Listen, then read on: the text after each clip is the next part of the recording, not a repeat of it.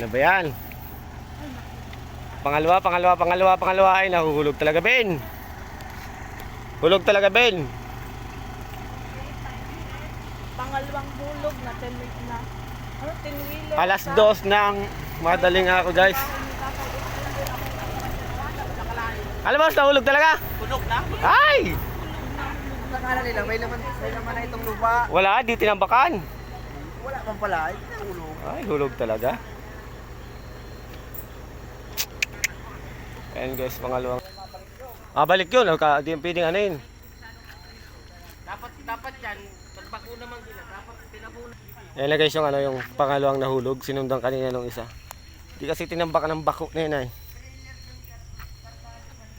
Oh guys, ay madilim eh. Hindi nyo makikita. Pangalawang nahulog, sinundan nung isa kanina, sinundan isa. Dami naman dito mga fans. Siyempre naman. Yung mga fans na naman. Isa na naman tayo. Alas 2 na madaling araw naman. Ay, talaga. Ay.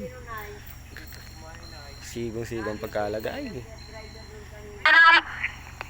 Yan, ito na. May mga lights na baba. Ay, lulusot man pala. Mahaba di pwede, truck di pwede. Bukas na yung mga gawa. Hindi pwede dito yung mahaba din ano? Hindi, pati truck di pwede. Pass. Bukas na yung mga matatanggal. Ay guys, palusong na ibang masakyan galing sa taas. Malilit lang. Papalusutin na yun dyan sa gitna.